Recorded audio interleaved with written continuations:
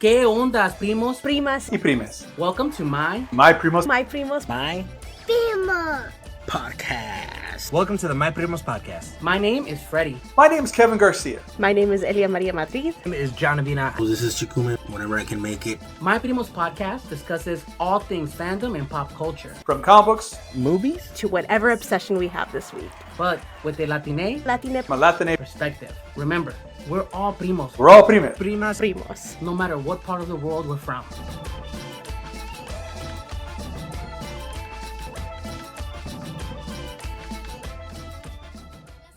¿Qué ondas, primos, primas, and primes? And welcome back to My Primos Podcast. I'm your primo, Freddie, and we have a full house tonight. But of course, with me tonight is my primo and yours, Mr. Kevin Garcia.com. Say what's up, Kevin. What's up, Kevin? There it is, everybody. Filling that hole, filling that need, Mr. Kevin Garcia. And I am indeed here. the spice in all our primos' lives here, Miss Elia Maria Madrid at Spice Illustrations. Say what's up, Elia. What's up, Elia? The spice Yeah. illustrations must flow. It must flow like the spice flows. I get it. I see what you're doing there, Kevin. I see it. But Kevin, we have some special guests today, including Elia, because Elia, like low key didn't tell any of us here This is true. her And- involvement. And the thing is, it's guests that we haven't seen in a really long time. To be fair, I saw Frederick this past weekend. That's what I was getting at. And Angela, I saw her like a year ago. It feels like. That's fair. So Also, that's fair. but Kevin, introduce our guest tonight. Well, I mean, several of us were at the Texasino Comic-Con in Dallas, Texas, because where else would we be? And that's why we're here. Because we want to talk about the new book that our guests have put out. Professor Latinx, if you could please introduce yourself. Okay, well, I am Professor Latinx, and I am in the Latinx Pop Lab right now doing my thing. And we've got, you guys are doing your stuff. Oh, we're right there. Yeah. You are on duty all the time. On duty. Always on duty. And yes, I'm here with From Cocinas to Lucha Libre Ringsides that I co-edited with the extraordinary Angela. And Angela also did she brought to life my little comic vignette as well. So with that, I'm gonna popcorn it over to you, Angela. Oh, cool. Well, honors all mine. I'm Angela Sanchez. I'm a writer, Mexican-American from Los Angeles, born and raised. And it was such a joy to get to work on From Cocinas to Lucha Libre Ringsides. Very excited to talk about this anthology today. It is such a treat and delight, and not just because there's food in it. Oh, nice. True. Delightful And regardless. very, very, very scrumptious even. But Primos, we're going to dive right into this, talk about, what brought this upon, like how it was working with all these great. We have a lot of Primos that have been on this show that are in this book as well, so we're definitely going to touch on that. But remember, Primos, you can follow along at My Primos Podcast and, of course, myprimospodcast.com. Check us out there on all the socials. And, of course, you can watch this on YouTube and Spotify. And you can listen to this. I did get an uptick of listeners saying, hey, I'm an audio-only primo. So, I got to try my best to kind of paint a picture for you nowadays, so. And however you are hearing us, I guarantee you, it's not wrong. Mm-hmm. Correct. That's it, Kevin. Thank you for that.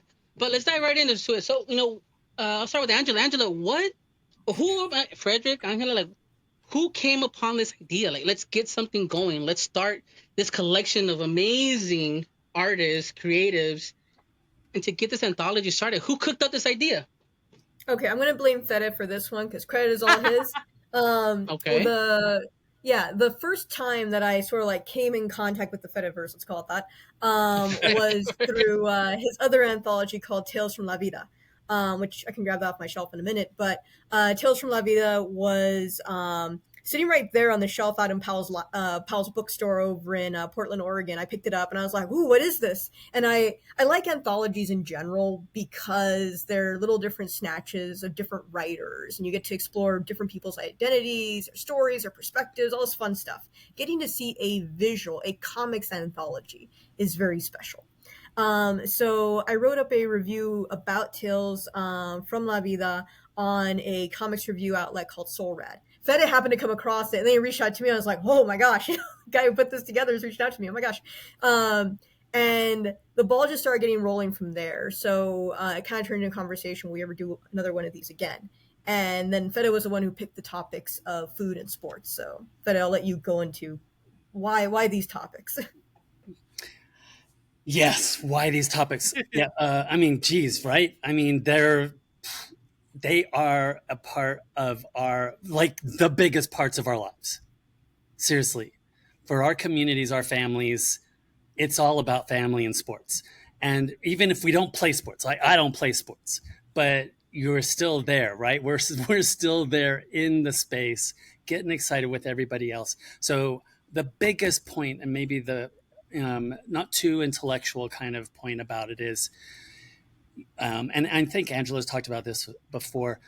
Look, if we don't get it out there, the white optic industrial media complex is going to continue to churn out the Taco Bell versions of our lives. And why? When we can do it ourselves and we can get our stories out there and we can do these kinds of really super rich and varied and complex stories in and around food that involve nostalgia, intergenerational contact and connection and empathy and deep kind of planetary like sports like the, book that book and all of the really cool ways that we are who we are in and through our food and through our connection together through Lucha Libre, through our sports, and so on and so forth. Yeah, we are what we do. We are what we eat. And it is especially so from Cocinas to Lucha Libre Ringsides. You mentioned the Taco Bell version. Last time you and I talked about this, we talked about the idea that there's often these stereotypes that are just thrown out there, and that if we can have our own version of our own stories, we're basically combating those. Why was that so important for you? Yeah, Kevin, you and I both, and all of us, remember when DC did those Hispanic Heritage Month and those covers? Oh, yeah. man. I mean, yeah. So maybe we can talk a little bit about that. Yeah. And so suddenly you've got this really bizarre way that like where our superheroes are only food, and it's only food in a really stereotypical, completely decontextualized way. Yep. Reduced just to tacos on a plate or a bag full of tamales. It's and so weird. Like almost like they did the cover art and then like somehow superimposed, cut and pasted the stuff on. Well, the artists were saying that they were just following the instructions, and a lot of the artists were like, I didn't like it, but it was a job. It's a job. And then when it got public, the DC was like, oh, no, those were just sample covers we were thinking about right. using. Yeah. Right. Sure. I mean, I just looked up these covers right now for the first time, and man. I'm like, oh my. Did you see the blue ladder with the tamales? Because that's the one that started it all. Yeah. No, many years ago, I once worked at an office where the team that was supposed to be in charge of the employee resource groups for Hispanic Heritage Month made a graphic, and the graphic literally was just like tamales, a chili pepper, and was the chili pepper wearing a sombrero and holding maracas? Yeah. No, there were maracas in a different corner though. It was sorry. Oh, good. Oh, good. Can't judge. Sorry, can't throw a blanket out there. Goodness. Can't throw a blanket. Yeah. So when I see this, I'm like, oh dear.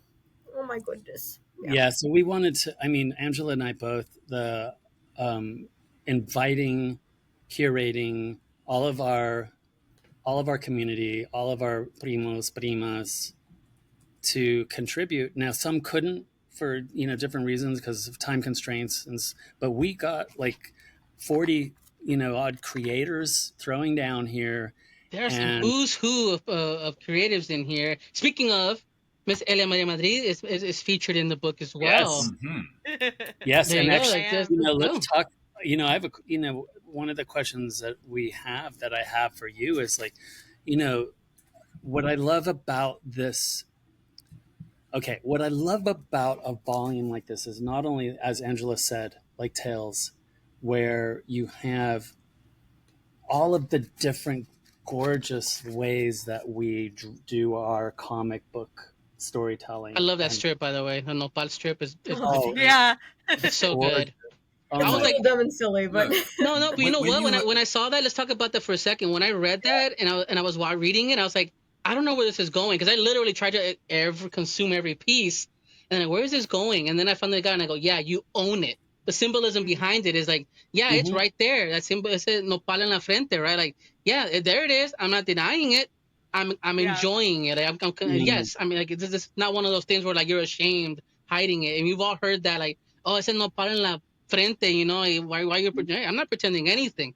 This is me. I'm enjoying it. Was that the thought behind it, Angela? yeah, it literally is. It's the phrase, and the idea of like, oh, well, you know, if I had a cactus on my head, I'd probably eat it. But also, yeah, I mean, if you want to like make it deep, you know, the idea that we sprout a little flower in the place of it, you know, that's part of it, right? Yeah. You know, it's acknowledging that nopal exists, and you're happy with it. You're glad you have it, and it's tasty. Elia's work, everybody.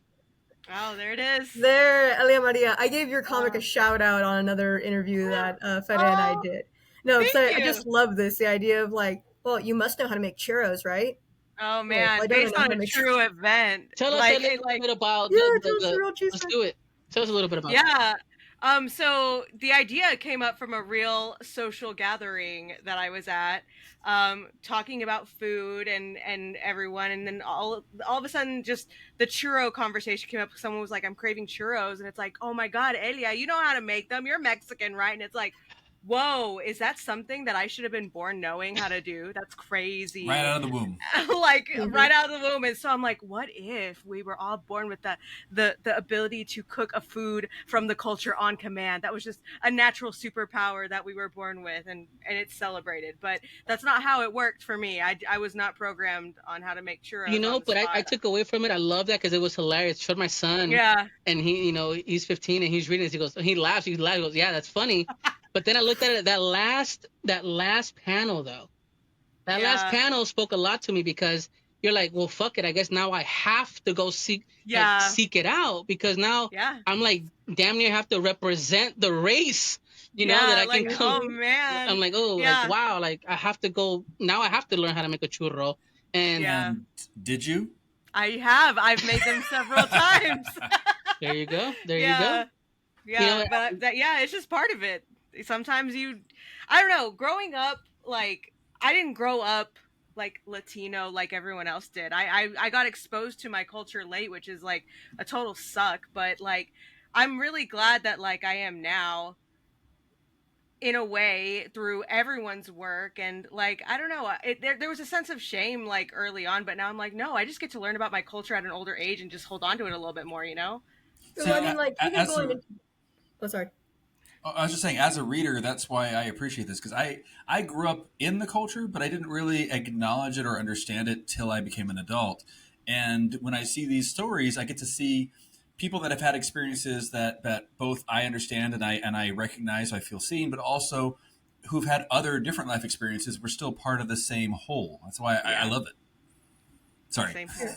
No. I think that's a really good point because, I mean, kind of similarly, it's like, Elia Maria, when you say like everyone else, it's like, well, like, but what is everyone else? Exactly. You know, it's like that's so varied, and that is why I love anthologies like this, because it's, you know, it breaks down one like Latino, Latina, Latinx, Latine. It's a very large, big, unwieldy pan-ethnic term. And we don't all have the same culture, and we also have different experiences within those cultural experiences. You know, within like the more like specific cultures. Like I wrote on Disney's Primos, and I mean, there was a lot of miscommunication where it wasn't readily available or maybe easily noticed that our main character is an Osabo kid. She's a second-generation Mexican-American. She doesn't speak Spanish. And what I love more than anything about the show Primos is that it's about an Osabo second-generation Mexican-American kid. She doesn't speak Spanish. And you see, like, also the different, you know, ways that she tries to communicate with her primos, her grandmother, her mom, and also the way that all of her primos have their own cultural interactions and distinctions as well. She has a cousin who's Filipino and Mexican-American. She has another one who is Dominican and Mexican-American, you know, which I feel that that's also representational of the way our families are blended too, and the different experiences that we all have. So yeah, I mean, Elia Maria, when you're like, I didn't grow up with it, well, it's like you grew up with different parts, or you grew up with other parts that weren't as expressed, and maybe other ones that later on you were able to delve into. I didn't get to grow up with a molcajete. And so my quest when I finally had enough money was like, I'm gonna get a molcajete. I'm gonna learn how to Same use it. though. Yeah. Oh my And god, then like, my oh. partner's so upset at me because I bought a molcajete specifically so I could use it, and then she looks at me and she goes, "You don't know how to use it, do you?" And I'm like, "My grandma wouldn't teach me. She wouldn't show me how to use it." So I'm like, "I'm gonna There's learn. a comic about that in there. I'm gonna learn." I took cooking classes here in Los Angeles, and like the in leading up to it, when I got my molcajete home, all these YouTube aunties are the one, you know, it's like the way they Yeah. like to show like Yeah. pandas videos so they learn how to be a panda. I'm watching YouTube aunties teaching me how to cure a molcajete.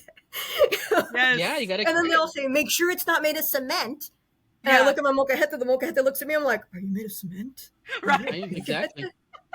I know, but you know what? It's crazy how I'm from El Salvador, and so for me, whenever you look at these situations, you go, "Oh, from Salvador, it's pupusas and MS-13." Like that's kind of like all we knew, right? So it's like, well, shit. Like I guess you're right, but and then you Google El Salvador, and it's like a dead priest in the '80s, pupusas and MS-13. That's kind of what we're known for, and now we're known for other nefarious messes. But Well, I know, especially we're known for Primo Freddy. yeah. I'm getting there. Yeah. Give me time. Give me time. Me and what's that one singer? I forget his name. Oh well, it's exactly. There's a one singer. Oh, and Pedro from Napoleon Dynamite. He's Salvadorian. That's kind of like the celebrities that I know. But what I'm getting to is the fact that I get what you're saying. At a certain point, people go, "Oh yeah, you must know how to make pupusas." I'm like, I don't. You know, I have a friend too that recently I mentioned, "Hey, when's the last time you had like good pupusas?" And they're like, they looked at me with these eyes like, "Oh, it's been a while." It's that I just no me salen, and I'm like, I wasn't asking you to make them, but that means she's been in that situation before where she's like, damn it, I'm gonna get outed as not being salvi enough, you know, because I don't know how to echar tortillas, right? Because that is the thing that a lot of the old school Mrs. Las Tias are kind of like, man, you can't even throw tortillas, right? Like they make it a thing, and then you end up going like, damn, am I not? It's causing me a crisis, you know. Then I want to eat my feelings because it's so good. Yeah. But the identity that we kind of build upon, right? Like you said, Angela, like, you know, everybody takes a little bit from everywhere. Like, no, this is right now, there's no sabo kids and all that. Like that term, I think will eventually like disintegrate, right? It's just going to be what it is. That's our goal here. We don't really say bocho anymore, for instance. They don't like, say you know, bocho like that's anymore. an old term now. Yeah, it's gone, right? And so I know that term will evaporate eventually. And I say it like with my son. My son understands Spanish, but he just doesn't really speak it well enough, or is not comfortable, doesn't feel because of that whole stigma, you know, that we get. Like he didn't pronounce it right, or he's not rolling his That R's was the me right my way. whole life. And or the food he eats. Like he just now at 15 is like, you know what? I'm down to try some of those chiles. Like, oh, you're supposed to like spicy foods. You're supposed to do this. And I love that this book not only is its collection touches on how food, but also the culture around the food isn't just the main factor here. It's how it's more than that. And there's stories here of just existing, how the misrepresentation of the one that I love here was, I forget, here it is. It's because I had to pull it while you guys were speaking. It is the one right after Elia, actually. We talk about the history of Puerto Rico, where they go in and with their magical pyramid of food, and how they started changing everything, and how like, you know, these images here, you know, how it was all distorted, and how I love the art. we don't get to have warm, like, hey, ¿ya comiste? Yeah, I had a sandwich. Was it hot? No, that's not eating. You know, like we have to, and I love that because that comes from a place of love. You mentioned it earlier, Fred. Like, you know, this is where our culture revolves around food, and that's what everybody wants to mimic and take because it is so rich, right?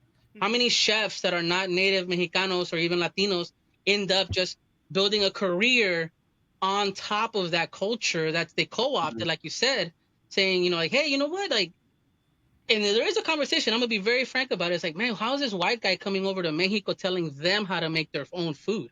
You know, and it's like we need to take that back, not only in our food, but in our books and our stories. And I love how this kind of brings everything together because Lucha has been around, but WWE is the main king, right? But we have so much like passion behind it in sport and in our food that the Latino culture just doesn't get that opportunity. And I love that you guys did this. I really want to say that. I'll see your Michelin star chef and raise you like global food products in general. Because one thing that like isn't necessarily in here, but like does come up for me when you mention that, is just the appropriation, now contemporary association of certain foods from the Americas and their association now, though, specific with European cultures. So, like, we think of, like, ooh, Belgian chocolate or Swiss chocolate. Chocolate's from, like, well, I think it's originally from Ecuador. It's been traced back to there. But then it made its way up in through Mesoamerica into Nahuatl-speaking people's hands, you know, where it was then used to serve royalty, etc., and kept mostly in the hands of a lot of nobility. But it's seen as a very European thing now. Tomatoes, which are associated with, at least in the US's eyes, associated with a lot of Italian food. Those are very much a thing from the Americas. Potatoes, we always usually talk about Ireland in this context, from the Americas. Most of the varieties are from South America. And yeah, it's interesting how food has so much cultural history in it, and the majority of food consumed globally has origins in the America, both North and South American continents. Yeah, if you delve further into it, there's so much there, and kind of pulling it back full circle as to why, like, Fede picked these topics and also why I really endorse them, is that food and sports are some of the most basic entry points anyone can have to engage with a culture. You can taste the food, you can play a sport, and at the same time, these are also some of the earliest and most visceral memories that participants in said culture usually have. And so there's both the superficial and the in-depth to it. And with both of these particular categories, there's also a lot of history, there's a lot of richness if you were to explore further. Yeah. I'm sorry. While you were talking about, you know, how food is associated with countries and stuff and how it gets, you know, taken and readopted and you know, bastardized, I recently learned about French tacos. Blasphemy. It's, yeah, apparently I see it in chat. Like, he put a link for French tacos. They've got like French fries in them and mayonnaise and barbecue sauce. What is that? And they put salad in there and it's wrapped around like a waffle or something and they call it a French taco. And it's just... What's that oozing out of the middle of it? I don't even want to know. I mean, is it good? I'll forgive a lot of things if it tastes okay. So I found out about this by somebody who was traveling through Europe, and then everybody in the chat, but was it good? No. just no. Okay, disappointing. It has ketchup, mayonnaise, and barbecue sauce. Oh my God. American. And various kinds of French cheeses, and it's just... I mean, here's the deal. My wife, she loves chile rellenos. This is why we need this book. Hold on, you have to... Yeah, chile rellenos, but when we go to a place, she literally has to ask them, what cheese are you using? Because you tell me, don't tell me it's Oaxaca cheese, or if it's fresco, you're giving me fucking mozzarella. Okay. You know? No, or God forbid, nacho cheese be on top of that. Nacho cheese. Yes. At Mexican restaurants. Yeah. Dead ass. Oh God. Austin's weird. Dallas, I can get it fast. Man, I went to a place called Garcia's. Oh, not your family. And not your tamales, family. I mean, that kind of tracks, right? And they brought me a plate where they put one tamale in there, and then covered it in nacho cheese. Bye. Why? Oh, why? A tamale covered in nacho cheese? And on the side, they had a hard shell taco from one of those packages. I'm sorry. I'm derailing the conversation. I'm sorry. Sorry. I'm having We're passionate about food. We're passionate about food and sport. Yes, we are. Which is From Cocinas to Lucha Libre. We need this book to fix that. We need this book out. People, everybody's got their copy. I think everyone in the world needs to read this. Book. Let me pull us back really fast to the French taco. That sounds dirty in a way, man. I don't know. Hold on. It's an act. Okay, I'm giving them a pass, and you know why? Why? Mm-hmm. Because what does the white optic industrial media complex create? It creates the kind of simplified, stereotyped taco that is then transported over into the imaginary of a French community, who then only, okay, I'm not giving them a pass here because of course if they've done their homework, but in general, if you're being fed only by that, well then you're going to end up with a hot mess, which is, what was that? Mayo, ketchup, French fries, barbecue sauce. I mean, that's all of the like condiments that you throw in a kind of US styled, situation. So I'm just saying that is actually a good example of precisely what you all have been talking about, Angela and everybody, like that we are experiencing and have been experiencing slow culture side. Yes. Yeah. And this is one small way to push against that. Definitely. Primos. Well, Frederick, where can people pick up this book? Because as of this recording, it has launched. It is officially launched. Where can Primos go and support and pick up a copy of this book? Where can they get their hands on it? You know, the Beast, of course, has it. Fair enough. You can get it delivered by drone. Go order for Amazon. Yeah, you can drone it home. And of course, the Ohio State University Press, Mad Creek Books. And that's really the way to go. They also give a discount and free shipping. So it's maybe a couple extra clicks for you. But yeah, we're not feeding the monster. There you go. Free shipping, Primos. You get discounts and you're supporting a great cause. $22, I think, or no less. Dude, how hefty this is? This thing is insane. And it's how many artists and writers are we getting for this $22? Over 40, and this is full color. Many. And it's full color. And it's 100 pages of comics. And oh my god, so good. The paper on this is good, insane. y'all. It's good. If y'all know my website, I have the pre-order link on my homepage right now, and it's going to be there for a bit. And what is that website again? Do it. SpiceIllustrations.com. World Wide Web on the internet, worldwide. We'll have a link on our link tree as well. We'll have it here so we can make sure people can follow up. But you know, Angela, Frederick, I don't want to kind of cannibalize your time. No pun intended. But what out of this anthology, before we kind of let you breathe and enjoy your evening, out of this anthology, would you recommend? Primos, this is one of. I'm not going to hold you to it. One of your favorites out of this collection that we need to check out. How about you, Frederick? Start there. You can't pick your own. You can't pick your own. No.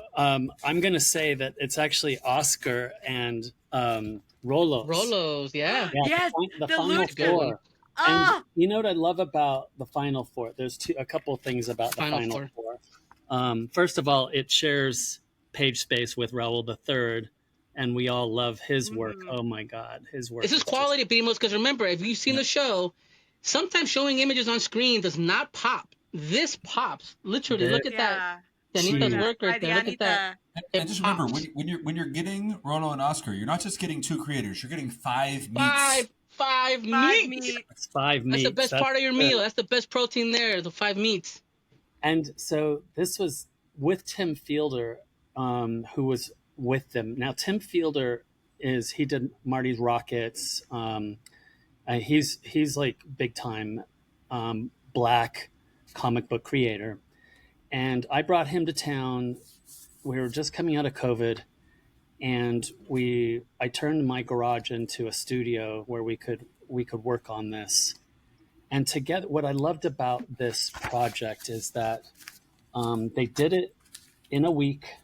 Gorgeous. A week. And they worked like 10, 12-hour crazy days. And I mean, literally, I told them food and sports. So this was the seed. This was the comic that was the seed for the whole volume. Of course, it came out of conversations I'd already had with Angela, but this is the comic that seeded the whole volume. Ooh. And it does do this. Like, so here's Felipe, and he's the only one who's eating, like, you know, the good stuff, even though he's super scrawny and little, and he's the one who wins the battle at the end of the day. Spoiler! Hey, they gotta keep them wanting more, man. Okay, guys, hey, you got a spoiler we want for more. one of the chapters. One of the issues of the anthology, but the other one's no spoilers. Okay, but also it's a window to more. I love it because of the collaboration. I love it because I saw it happen in real time. I love it because it brings all of the elements together in a fun, entertaining, and yet super deep way. And it's the ultimate example of exactly what we do in and through comics, which is we tell and show our stories in powerfully vivid ways in all sorts of different styles, to engage, to complicate, to enrich, to sophisticate our primary readers. And secondarily, we invite all others into our space. But this is for us. Yeah. This is us. This is for us. It's a And you're not celebration. taking it away from us. No. Órale. How about Angela? Do you have one you want to recommend? This is so hard. Right? I know. I'll recommend one from each side. How about that? Okay, let's do that. And so we'll start with an honorable mention. Honorable mention is definitely, I have to say this just as like an Angelino and a Californian. There's definitely the Puffy Taco. The Puffy Taco story is featured in the Taco Chronicles. So, like, if you know your history about like the legend of the Puffy Taco, it is like, is it a Navajo taco? It has its roots kind of like also in this indigenous, like it's so rich. It's such a nice little slice of history to have in this collection that I was like, oh, how did you get here? So yeah, that is my honorable mention for the food side. But I would say that my favorite food comic, and it's not exactly a happy one, but I think, I don't know, maybe I gravitate toward the sads. But I really liked Tengo Hambre by Serenity Sensacion, Dr. Serenity. Yeah, that one was so good. It like taught me so much. I like it because this feels like one of those subversive comics, or one of the subversive contributions to this anthology, insofar as usually when one talks about food, or when one usually reads about food, especially, in a format that is, I mean, look at the squishy character on our cover, it tends to evoke memories of like, oh yeah, cooking with my family, something nice and warm. And this Tengo Hambre is about food trauma, okay? So like oh man, like food scarcity, poverty. I know what it's like to be hungry like that. I know what it's like when you try and break up a bag of chips just to make it feel like you're eating more than there actually is. So I really appreciate that there was this in this collection that talks about a complicated relationship with food. Similarly, on the sports side, I really like the contribution that Julio Anta and Pablo Leon gave, The Beautiful Game. And this is all about Primos, right? Yeah. And it talks about football, soccer, the complexities of it, insofar as being like this great unifying sport that so many Latinos across different cultures play. And yet at the same time, for the author watching it in the context of Trump's first presidency. And what does that feel like when the World Cup comes around in 2018? Who do you cheer for? And how does that make you feel? And all those mixed emotions in there. So I really like that because I felt it got into the complexity of both identity in the context of a sport. Definitely. Ellie, how about you? I know you're a contributing artist as well. Is there one that stands out for you? I was gonna say the soccer one. That one stood out for me because I myself, when it comes to cheering for sports, I'm always like, oh, who do I cheer for? Mexico or USA? And then of course the presidency comes around, and I'm like, I don't want to cheer no more, So when I read that one, I was like, I get it. I totally get it. That's how I am with the Olympics. I'm like, I love watching. I've always been an Olympic watcher, winter and summer. And yeah, it's just, I get it. I get it when it's like your people are under attack by the own land that you call home, and it's rough. So I really love that one. Even though I'm a comedy lover, I was like, no, that story, it's relatable. I do want to give an honorable mention. Oh, I had it marked just now, and now it's gone. The one where they were teaching us how to make. Oh yeah, Holiday Tamalada. This one, because it goes through the steps of making tamales, and it's funny enough, like. I was talking with my friends, and they're all like, we want tamales next Christmas. And I'm like, okay, but y'all are going to be part of the process. I'm putting it online. And they're like, so this is what's happening with me and my friends this holiday. It's a group activity, not just with familia, but like sharing it with other people. And I love like meals that you share with everybody, the process of making it and the process of eating it and enjoying it. I was watching a show not too long ago where the very ambiguously brown character says, yeah, when I get home, my dad's going to make tamales. It's like, by himself, child? Yes, after work. He's got 30 minutes to kill. On a Wednesday, throwing caution to the wind. Yeah. Oh, man. Well, for me, it's a group sport. The one I really wanted to bring up, it really hit me pretty hard. by Cayetana Valenzuela from Black Rabbit Comics, by the way, Primo as well. I know he listens and watches. Oh yeah. Yeah. This one right here. This one got me. It's a Tamales for the Cure. And I love it because one, I'm a fan of his art, by the way, an amazing artist. Mhm. But it was the being away from home. Being away from home and being the only Latino or being the only one of your kind, being the only Salvadoreño sometimes, or being just feeling like you don't belong, you know, and then them finding a way back home through remembering how grandma taught him how to make tamales, you know, and like being able to kind of connect home with that meal and almost like just steady you for a moment and you go, okay, like I feel safe right now. Like the kitchen's a safe space.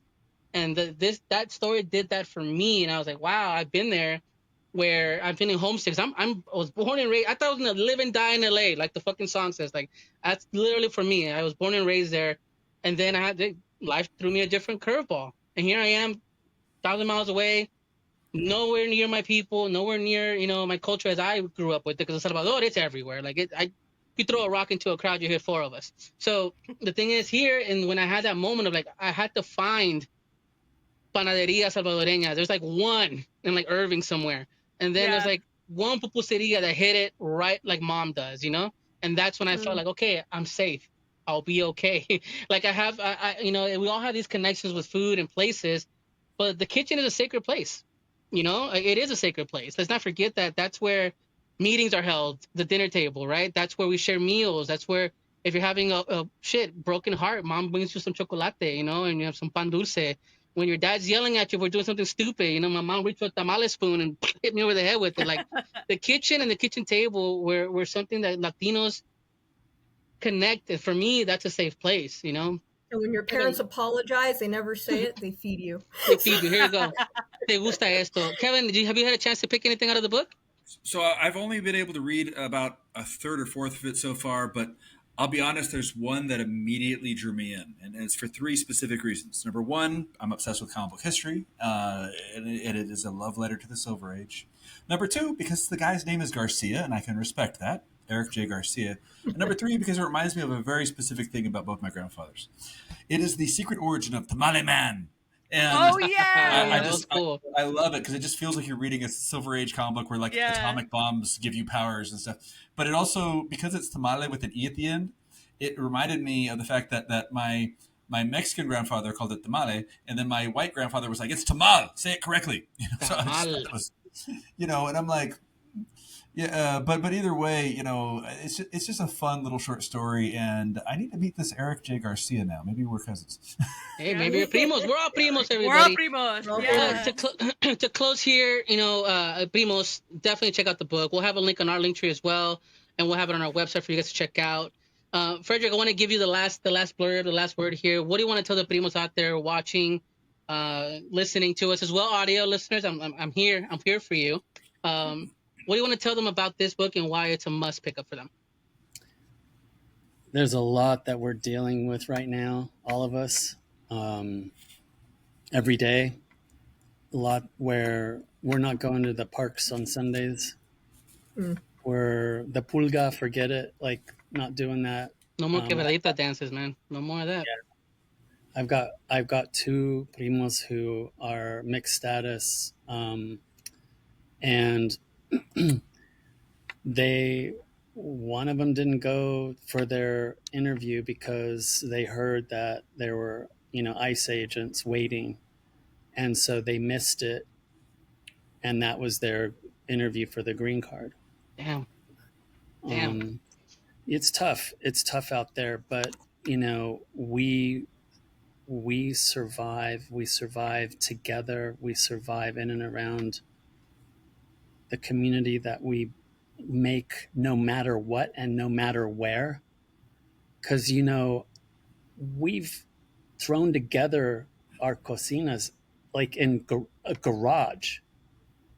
As long as we've got food, and the smells and the tastes and the family and the friends, we survive.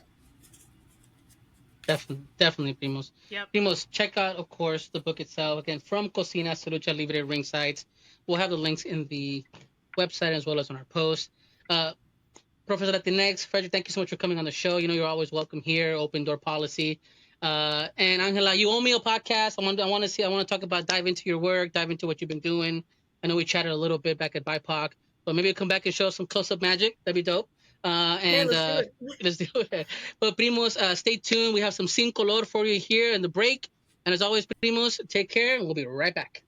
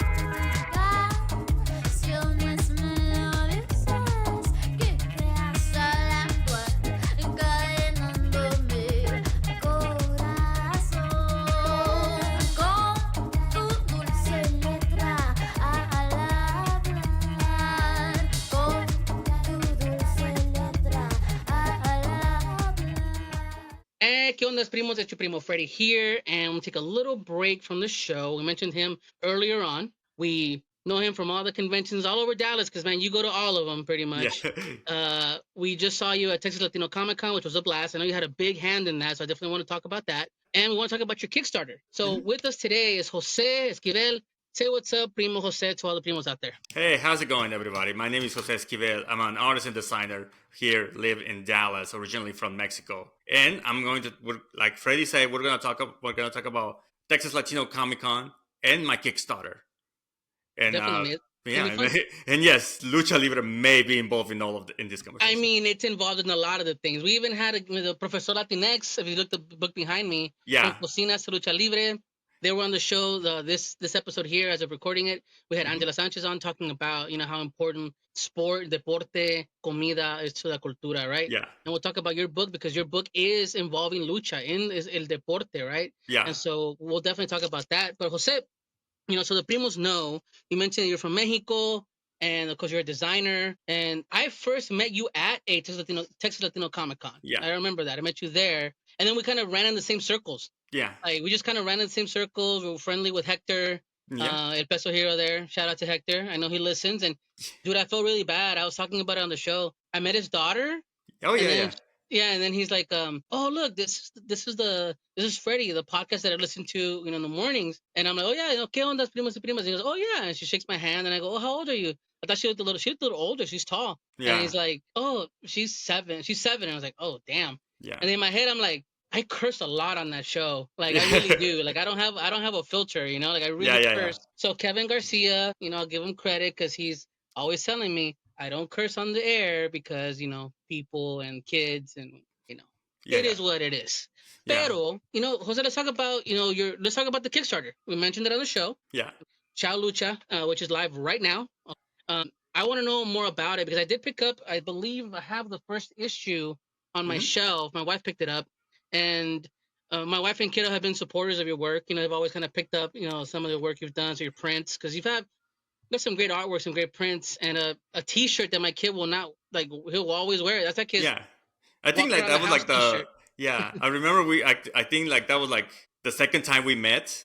It was at Louisville, the anime Ubu. Yeah, the anime one. Yeah, it's like, and you, I mean, like, and you just bought that like straight up, and it's one of the great things about those really smaller pop-ups. Texas Latino Comic Con, Anime Ubu, they're all very community focused.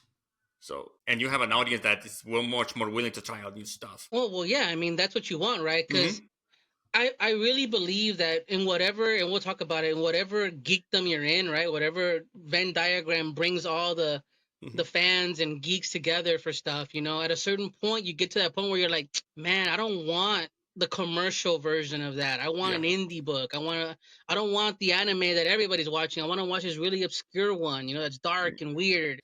Same thing with comic books, and same things in what we consume. We always get to that point. I'm guilty of it. I consume a lot of content. And with comic books, I gravitate towards the indies. Don't get me wrong. I like Marvel, I like DC, but even within DC, I like DC Black Label. I like weird, offshoot stuff. And I'm a fan of Batman. I'm a Batman geek. I love Batman. I really do. Most of us do. But there's always about the indie that I enjoy because you have that liberty. Mm-hmm. I mean, what about you? What does your pedigree come from when it comes to what you consume? I know you love anime. You had a whole panel about it, but what was the drive for you creating Lucha? Well, like you said, and something I mentioned this to a lot of people is that when I grew up in Mexico, I had this diverse set of media I was consuming early on as a child. I had anime was getting big by the 90s. And then you had comic books, because at the time, a new editorial took over Marvel distribution. So you had Jim Lee's X-Men #1 coming out in Spanish. Oh, wow. And Rob Liefeld's X-Force #1 on the flip book. So you had comics, you had anime, video, and because I live on the border, I could actually cross over to Texas and get my video games from there. Oh, where in Mexico? Where did you grow up? I grew up in Matamoros. Oh, okay, so you're right at the border, yeah. Right at the border. And Walmart had the layaway system back then, so I could get certain games on layaway. My parents would put it on layaway, so I would just, and then I had to get patient with them and then get them. And then, and also, I was going to say Lucha Libre, because they would because my town will have an actual arena that they will have matches every weekend. And our access to advertising was a little spotty because, how channels work back then, and also because of outings. Our outing will be very common, so I will grab whatever it was on the stands at the time. I mean, how limited are we talking here? How limited was the selection? Pretty limited. I think when it comes to comics, only X-Men and Spider-Man were the only books that were out by the time, and I would just get, and maybe Fantastic Four will come out years later. Sure. Yeah, they've ended up being on the right. And then when it comes to video games, the only thing I will get is Nintendo stuff, because in Mexico we had a magazine called Club Nintendo, and that was the magazine to find. And then, I will get there, I will find out what's cool over there and what's going on, and then I will just go out and pick them out when I got to the border. So no Sega, and definitely no Sony at the time. Oh no, sure. That was I'm older than you, but I think that was 96, 95, right in that neighborhood? 96, 95, 96, that when it started. And then when it came to anime, we had 2 channels that were broadcasting channel all the time. And the thing about it is that, okay, in Japan over here, once the show is over, it gets replaced by the next show. Kamen Rider and most telenovelas work that way. But with anime, they just kept running. The same show. Forever. They kept on schedule.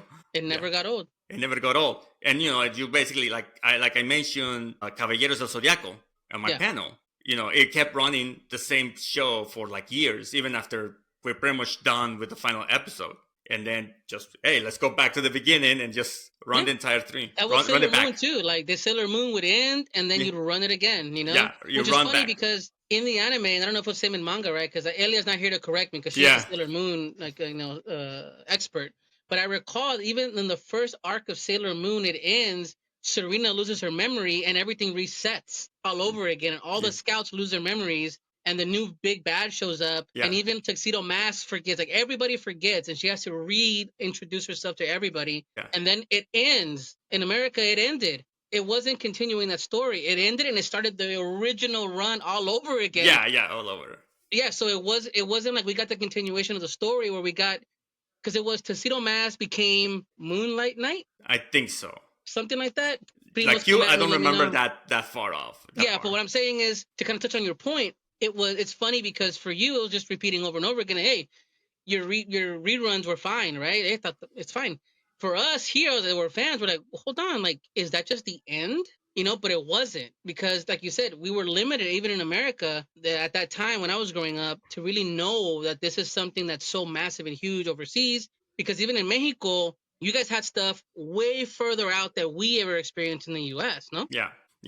And that really applies to a lot of shows that came out, between the 80s and 90s. And also when it came to comic books at the time, I also bought books across the border. I got into Joe Madureira's X-Men run very early on. Oh, cool. And at the time, books were less than $2 a pop. So I will save up like $4 worth of pesos, then go to exchange house and then just get me 2 books. Damn, was it la casa de cambio? Just to Yeah, get I you had to go to the- Casa Cambia because I would have to save up like plenty. And I think the dollar peso exchange was actually really good. I think it was 3 pesos to the dollar. something like that. Yeah. Yeah, something like that. And that was before Salinas de Gortari took over government and fucked everything up.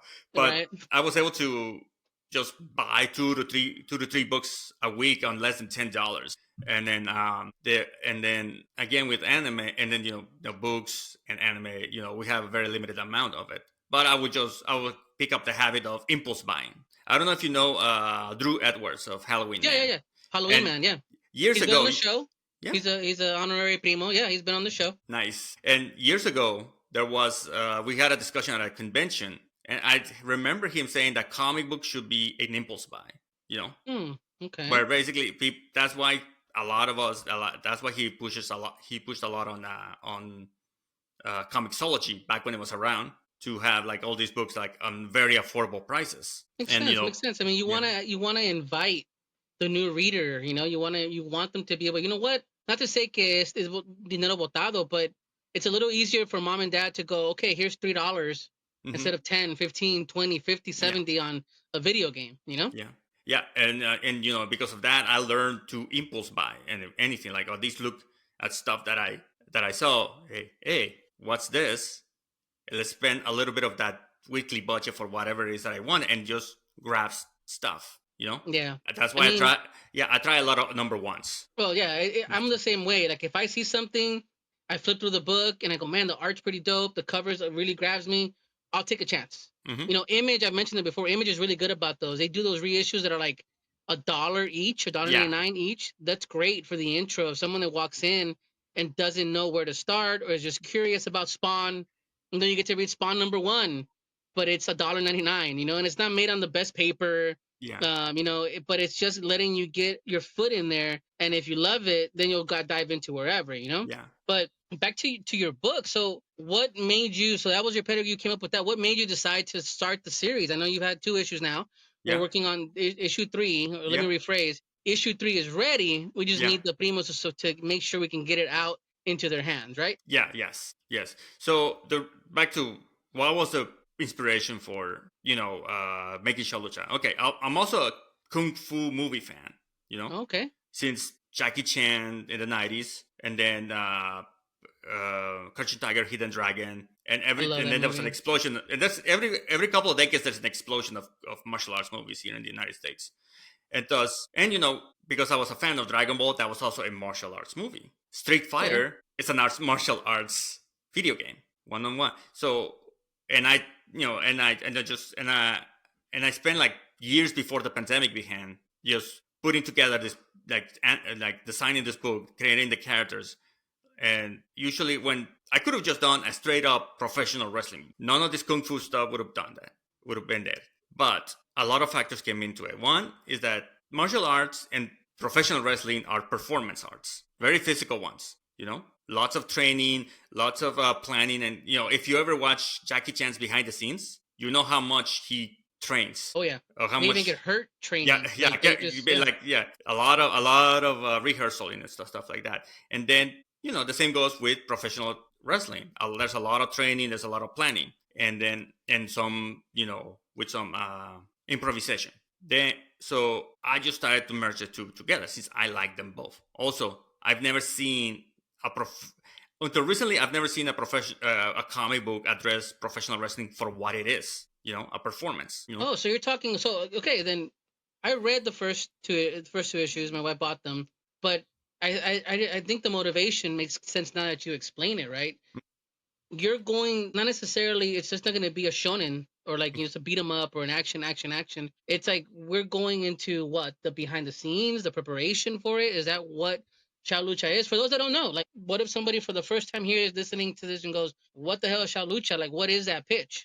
Well, yeah, like I always mention, like I have this elevator pitch that I've been doing for years now, for a couple of years, and it's basically a Shaolin monk gets into the world of professional wrestling, and you would think that this is a straight up kung fu, like we've been said before, but no, it's a performance, and And when I wanted to put, and I'm a professional wrestling fan for all my life, and you learn a lot about what's going on behind the scenes, not just the training, but the relationships between with the performers, the politics that go into it, the good, the bad, and the ugly about that stuff.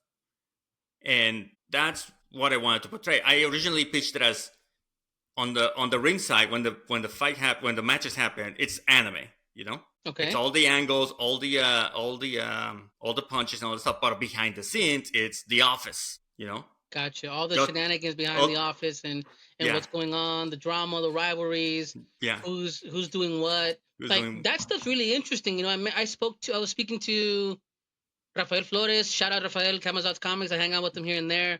And we talked about that. We're like, you know what, man? Like, I would love to see a lucha book or a wrestling book go, like, not necessarily minimize the performance, but let's focus on the backstage. Let's focus on the quarrels back there, and then we sprinkle in some matches, right? Yeah. And I think that's really interesting that Sha Lucha touches on that, because at face value, when you say impulse, I look at a luchador wearing his mask, and he's a fighter. This is going to be an action lucha book, but it's not fully just a lucha book. There's more depth. Yeah, there's going to be, again, it's a performance. They're trying not to hurt each other, but we're gonna also mix in philosophies of what wrestling is, because it's like, you go to different regions, you're gonna get a different answer. Like, gotcha.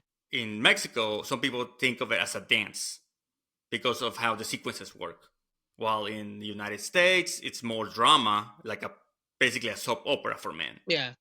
And in Japan, they want to emphasize more of the fighting style. Gotcha. So you're gonna really want the physical in Japan. Yeah. So with your book, you get a mix of everything. Yeah, there's a mix of every stuff, because right now, if you watch wrestling today, it's what you see in the product. It's a mix of all the philosophies that have come, because a lot of these guys, they're just not trained in America. They train in Mexico, in Canada, England, Japan, everywhere. I mean, they've been everywhere else, and they're well-seasoned world travelers. So they're bringing in all that. Well, give us a quick run-up, because issue 3 is what we're working on here. Yeah. Okay. And so where do we see our main character at this point? Like, run us through it, because I'm gonna pull up on screen here so Primos can see it.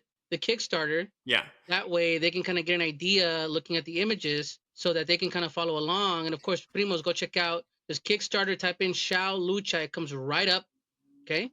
And so we're going to go ahead and share now, and we'll see it there on screen. So this is the page for the Kickstarter. Here we have our main character. And, of course, tell us where we find our character at this point when we're looking at issue 3. So there's going to be a time skip for a couple of months from in the middle of the book, because we're finally getting his debut. We're finally getting that match. So what's going to happen after, whatever shenanigans happened in the previous issues, now we're going to see him finally trying to get it. Like, I want to portray there's a struggle there. Like, our main character, that's always been the main struggle. Is like, this guy is a little bit of an outsider, because he's only a Shaolin monk. He only training Shaolin. We're gonna get, and in future, as the book goes on, we're gonna learn more about his background. And he just gets roped into the professional wrestling through a former student turned businessman. So he's still not 100% in on it. Like, he has the skills, he has the physique and the prowess for it, but some of these images I'm showing, like, people are trying to hype him up, right? Like, this is like they're trying to convince him to let's do it, let's make it happen. Yeah. Who's this mustache man right here? This is gonna be his opponent for the match. Oh, okay. And if you read issue 2, we actually introduced the other wrestlers that are gonna be in the other trainees in his class. Unfortunately, I keep running out of issue 2 for every time I get a new print run. But that's what always happens, right? With books, like, you run out of issue 2. Issue 2 is the one that's hardest to find. Yeah. Like, especially if you're out picking up books, I found that issue 2, I could probably get a number 1, but finding a 2 is the hardest one for some reason. So it's a trip, man. It's always been like that. Like, I've had issue 1 and 2 always available and sell them at a discount, but people, like, right at this point, they just pick up issue 2. So we have introduced our opponent here. His name is Rashid. So So this guy's all in on it. He wants to be a pro wrestler, right? He's And embodying it. I see it in him. I see it in his attire. He's ready to go. Like even in the art, he's like boom, front and center. Like he is Flash. You know, like, he's flashy, and he's all about it. He's all about it. Like so, and that's gonna be one of the main conflicts of it. Like, does our main character want to really do this, or how can he? Because his main goal is to just teach Shaolin, the Shaolin lifestyle. He comes from a monastery. He wants to spread it to the masses, and this could be just a distraction. He's just getting roped into this. So we're gonna see him, and I'm just to give you a little more. Don't spoil anything, because I mean that's the point, right? We want to find it. We want to enjoy it. What can you give us to give us interested? Basically, a lot of the. I think I want to portray the main struggle in the match. Him trying to get the fire in, to get that fire. And get the fire. Yeah. And both, and then a different type of struggle will happen on the outside, on the backstage area. Him handling the political side of this community that he's a part of, because there's always going to be some politics. There's always something back there. I mean, I've seen some of the tiers here, some like the physical books. Mm-hmm. Like there's in Primos, like look at this stuff. It's not ridiculous. Like I know you mentioned earlier things should be an impulse buy. Is this the thought behind this? Because it's not something I've seen, no disrespect to anybody out there. Get your hustle on, right? Everybody has to do this. But one thing you don't realize, Primos, is that the cost of fucking comic books is going up to make. Like it's not getting cheaper to make comic books. It's not getting cheaper to distribute them. It's not getting cheaper to print stuff. But the fact that you're making this very reasonable and affordable, is that why? Because you mentioned the accessibility? Yeah. Yeah, like, and again, like as you mentioned before, like I don't know if you ever noticed this, but a lot of the like self-published books out there in most conventions, they're going for the $10 markup, mostly because of how rare they are, because they're small print runs. Well, I personally don't agree with that. I'm more of the we need to make this as competitive as the stuff that you see at the store. Make sure that unfortunately, like right now, it's $5 for a single issue right now. So, $4 to $5, and if it's a specialty one, $6. Like it just depends. Yeah. And then it's like, okay, let me offer some packages that will get people in. At least, in like the first package is all the digital books for $5. You're basically getting $1 less if you were to buy them directly. No, I mean you're look at these tiers. Let me move the camera around a little bit to kind of just ease this in. But like, sorry, I jumped around here. But like I love the fact that you've done this to accommodate, the primos out there that maybe aren't used to spending that high dollar, that aren't used to going out there having to spend the $10 premiums at the conventions, So I can appreciate it. And I mean, you're getting for $5. Look at this. I mean, you're getting the digital versions, you're getting, all the PDFs, they're yours to do as you wish. And then just for the $15, you get physical copies, right? Well, you get the physical of issue 3 plus stickers. Yeah, the stickers too. The fans and then digital copies. Basically, I just keep adding more. I keep adding one more item to everything that you can get from the previous. So say, how long is the campaign running for? When does it expire? It expires at the very end of the month. So we have till the August 31st. Yeah, I believe. It's going to be August. This is the 31st, which would be Sunday the 31st, Primos. Mm-hmm. As of this being posted, we'd have roughly about 2 weeks left in the campaign. Mm-hmm. Yeah. We definitely want Primos to go out there and support Jose and support Lucha, because it's interesting, right? Like, it's rare that someone can sit down and really explain the book and kind of give you those nuances. If you like martial arts, if you like anime, if you like the wrestling, but you like the business of wrestling too, like behind the scenes stuff, it seems to be a mashup of all of that. So if you're a fan of those, why not pick up this book? For $15, you pay. For $10, you get one book at a convention. For $15, you're getting a book, you're getting all the issues prior, and you get some stickers to keep. I think it's a great campaign. I really do. Thank you so much. For sure. So moving on here, we talked about Latino Comic-Con, and I know you had a big hand in kind of getting that moving along and helping Hector and everybody else get it going. We talked about Luchas and how the convention had that in fold. Talk a little bit about the convention. I mean, did you think it was a success? I think it was pretty much a success if you compare it to numbers. One thing to know is that I've been involved with the convention for a long time. I designed Oh, the logo for it. oh yeah, that's right. So Yeah, I remember. Yeah, I have yeah, I have it somewhere.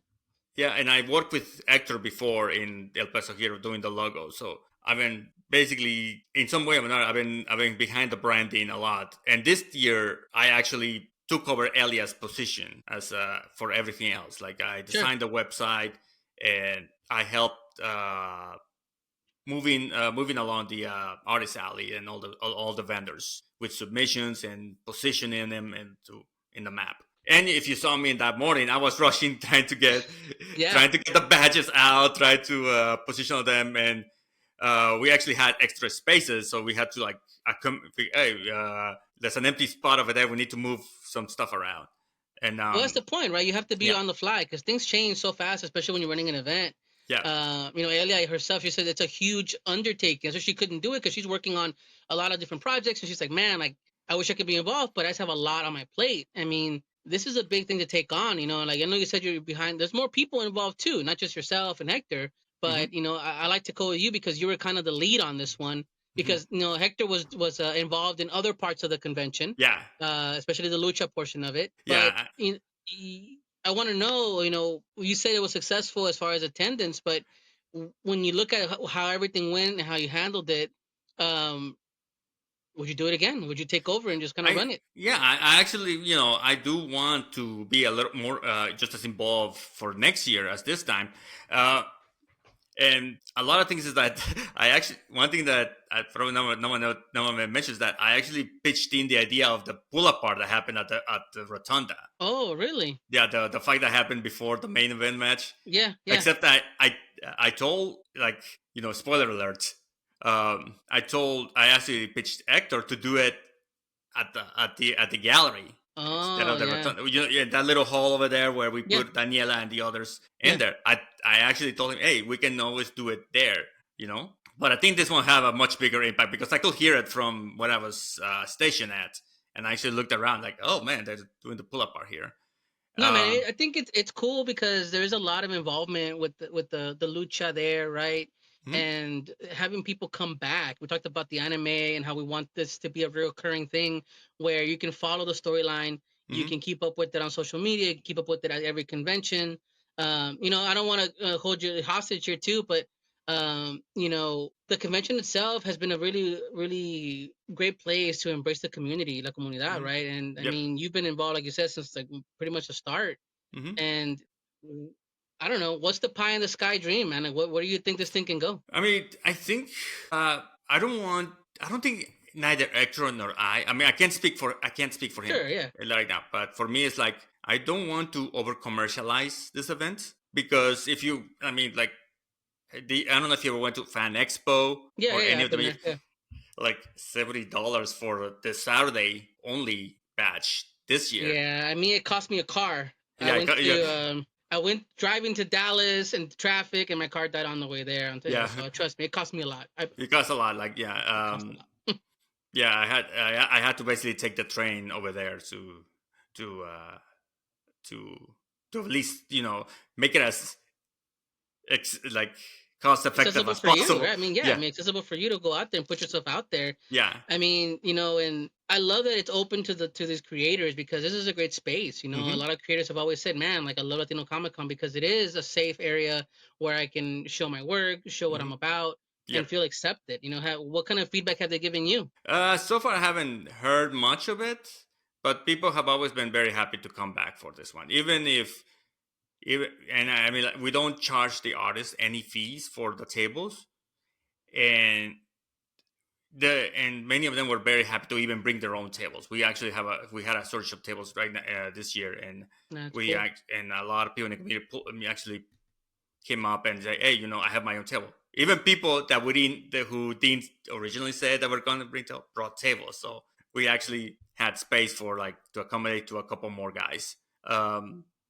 And I think like I would like this to grow into, because we have a kind of a sister convention with Mex American in November. Yeah. And then this is in Austin.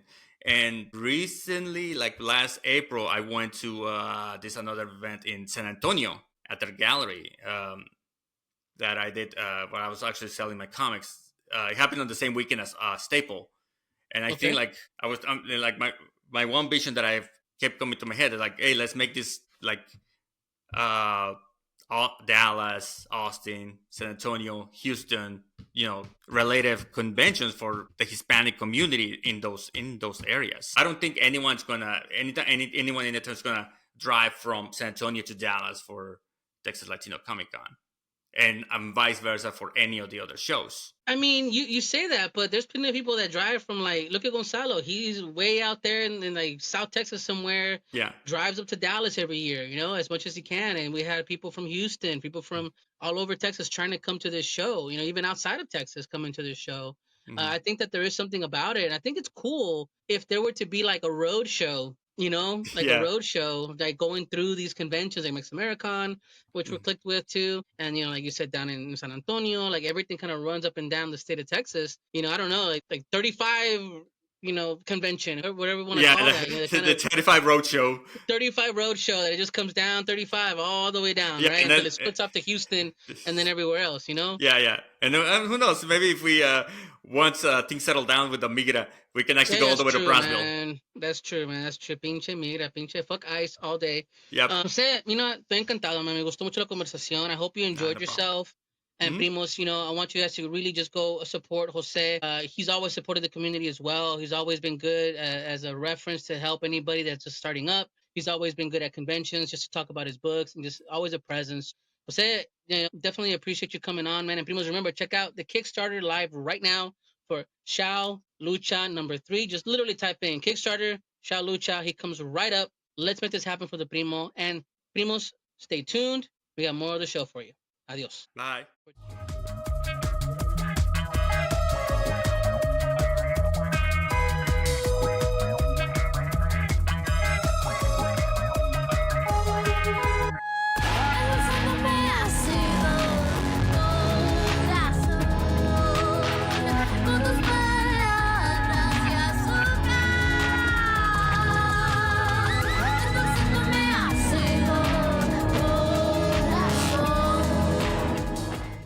Back, Primos. Thanks again, Sin Color, for always providing fun, great music. Check them out, Primos, at Sin Color Music. And definitely, thank you, Prima, for always providing the cool tunes. Primos, we were actually in the same room at the same time. Yes. I know, there's photo evidence. There's evidence. Even John Avina made it. Yeah. I don't recall seeing him there, but there is photo evidence, so I must have been wrong. He went from panel to panel. He zoomed in and zoomed out. Like, I saw him at ringside, and then he had to go. So I swear though, when I saw the picture, I don't remember him being there. I feel like he was photoshopped in. No, haters will say he's photoshopped right? in. Whatever. Haters will say. I'm just saying. But yeah, we were in the same place. We were at Texas Latino Comic Con 2025. Cool. It was a grand old time. It was fun. It was the 25th anniversary of Baldo. Exactly. Yeah. Hector Cantu was there. Yeah. We were celebrating him. That was really cool. Hector said he's gonna come on the show. It's been like 5 years of me trying to hunt him down, so he's finally gonna come on the show. So he said he would. Okay, no more excuses, Hector. Yeah, he's really fun too. I hope he can be on the show. Oh, he's always great. He'll come through. He'll come through. Well, I'll tell his spouse to kind of like make sure to rein him in. We'll do that. Yeah, text her. Just make sure. Hey, can you talk to your man? Because please. But speaking of, the people there, we got to meet some Primos we haven't seen in a long time. Yeah. It was really fun, and I'll just kind of be a little transparent. It was a little bit nervous because of what's going on. We talked about that, right? Where we were a little nervous with what's going on, but thankfully there were no incidents. Yeah. One of the things we get is that people were concerned, like, let's just say it, would ICE target a Latino comic convention? Yeah, I'll be honest with you, though, I feel like there was a larger audience there this year than last year, so maybe people were braving it, I think that there was some. I disagree. Reminding you that I'm bad with numbers. This is my observation. I think that there was some caution. I understand that. I've had some friends tell me like, "Nope, not gonna go, bro. I'm good." Yeah, and that's fine. Whatever needs to be your comfort level. We don't want to make a space that you feel. Why show up somewhere where you're not gonna be comfortable? Exactly. It's not fun. Even like I know, like I was messaging multiple people that we were like, "Do you think they're going to show up? Do you think we're going to be safe?" And I was like, "Shit, I don't know." Like the thing that made me comfortable was knowing that Dallas PD doesn't want to work with ICE. So I was like, I think we'll be okay because we are in Dallas and I live in Dallas, so I can attest. Like I've been okay so far, but you also just never know right now. Everything is so gamble that at the end of the day, we want our primos to be safe. We want to have a good time, but we want our primos to be safe. Yeah. And yeah, right now, it's a toss up, even at the most fun of celebrations. No, I appreciate the Latino Cultural Center as well. Like they really put a statement out there saying, "Hey, these are your rights before you visit it." So they did everything that we could possibly do. But 100% respect those that decided to stay home. That's fine. There's been plenty of these, and plus the community has always been understanding and helpful. But let's talk about the fun, the excitement that was there. We got to celebrate Baldo's 25th anniversary. I threw a chair on stage when Kevin was moderating his panel, which was fun. Of course. Yeah, I was not expecting that, by the way.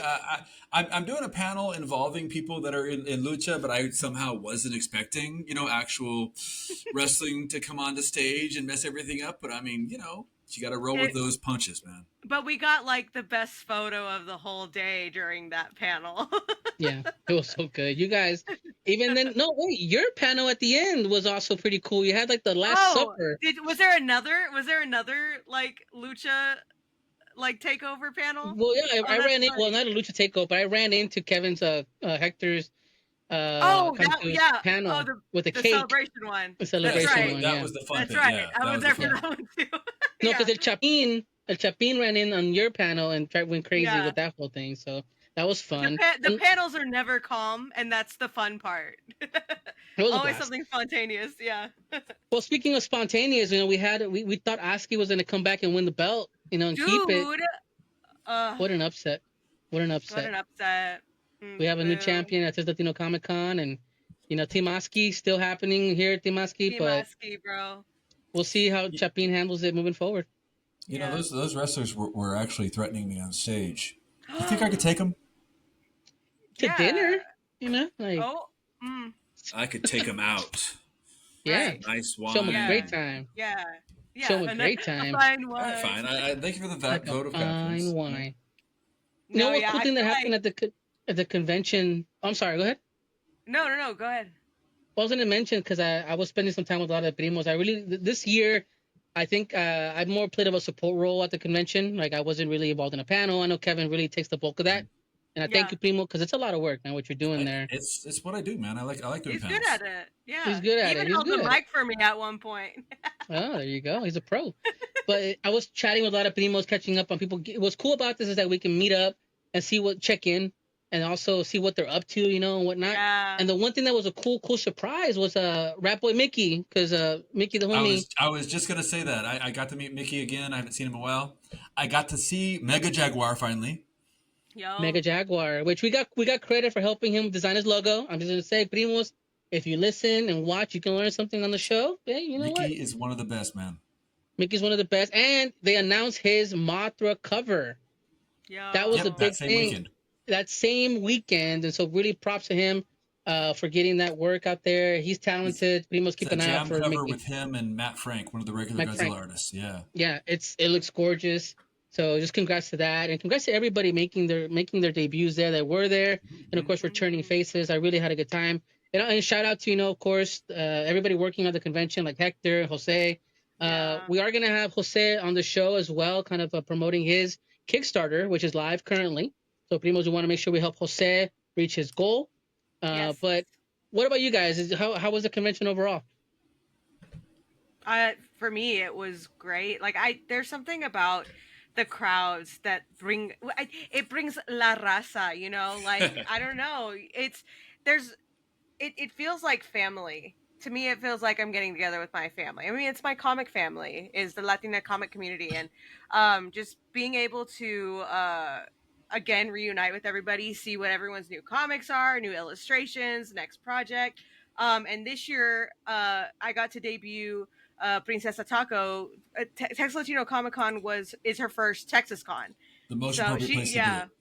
exactly. Like, funny enough, she premiered in Chicago, but Dallas, Texas is her home, and so this was her home debut, and everybody was so well receiving of her. And again, everyone's already been like, "When's the next one?" And it, like, I wasn't planning on doing a next one, but now I am. So I'm already like sketching out development I sketches. heard somebody and ask, like, are they everything. doing a cartoon? And I'm like, I don't know. Maybe, you know, They that'd be should. cool. I don't know. Look, as I soon can't as say, I don't know. they would be lucky to have a cartoon like that. Oh, it'd be a dream. I definitely want to like develop more of her story and keep it going. If anything, I know that's within my power and everything is to keep it going, and I will keep doing that. If there's other opportunities that flow from that, I'll run with it as long as I can. Absolutely, because I love her so much, and I want to have that sort of representation out there. You know. Definitely. It's a blast seeing everybody, and I hope that we get to see her again. I think that I don't know what to say for a fact, but they announced as of this recording, Mex Americon has been announced November the 1st. November 1st. Yep. Yes. So, I'm I excited. don't know. I Looking mean, forward to it. I mean, not to assume that I will be accepted, but I'm not assuming I, like, anything. I mean, not to say I'm not that. assuming anything, but I really love that show. I mean, I heard that last year's host was like really accepted and loved, and that host really really made it a destination now that people just keep asking about them. So, I mean, who knows? I'm just saying, Javier, wink. Listen, Javier, Nino, we love you. Just saying, Nino, Javier. No, man, you can wear a fun hat if you want. It's cool. We can bring you on, talk about the show. We'll give him a little pin. Hey, give him a pin. We still need to make merch. Kevin Garcia fills a hole. You know what's funny? I had a table there at Texas Latino Comic Con, and I didn't sell a lot, but what I sold was it valuable, I guess. But I had a thing that I didn't actually want to sell. I just like it because it looks big on the table, right? Yeah. It's the Marvel wall chart, which is I call it like the dumbest thing I've ever had my name on, because you cannot put it on a wall, you can't use it as a book. It's horribly unwieldy, and yet multiple people wanted to buy it. So I was like, all right, fine. Hey man, you know what? I mean, it's Kevin Garcia's name right then and there. I met the guy. I did get to meet some people that were, hey, they recognize my voice. It's okay, guys. I feel kind of like, hold on. I feel like I think I shared this with you guys. I was like, man, I really curse a lot, and I don't try to. And someone tells me, hey, this is my daughter. And I'm like, oh, nice to meet you. She goes, oh, do you recognize him? And she's like, and I go, oh, this is the podcast that Dad listens to every morning when I'm driving you to school.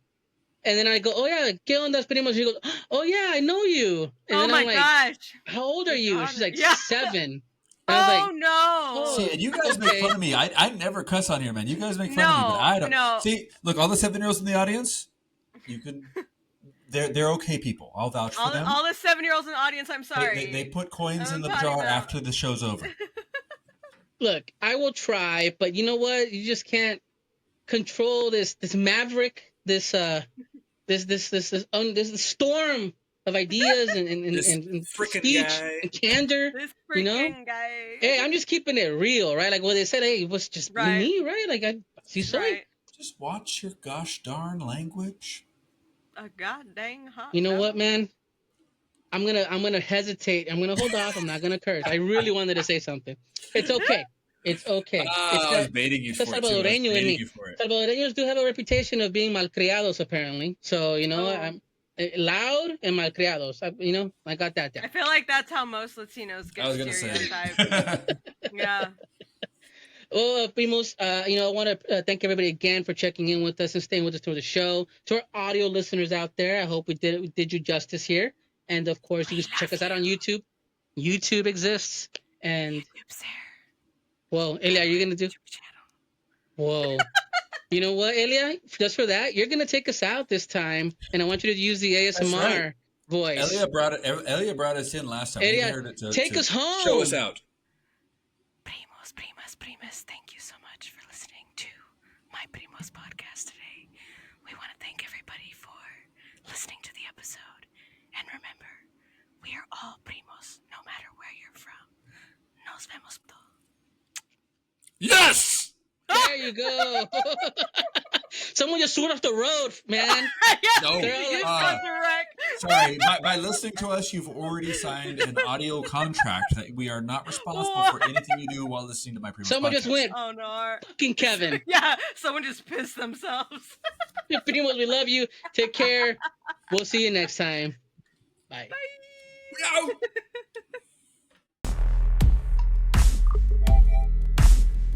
Thank you for watching My Primos Podcast. My Primos Podcast is produced by Chikume and MPP. Today's hosts: Primo Freddy at My Primos Podcast, with Elia Maria Madrid at Spice Illustrations, and Kevin Garcia, _com. Big thanks to our guests today, Professor Latinx, Fred Aldama and Angela Sanchez, and Jose Esquivel at Jose Esquivel. Music provided by Sin Color at Sin Color Music. Thanks for watching, Primos. Till next time.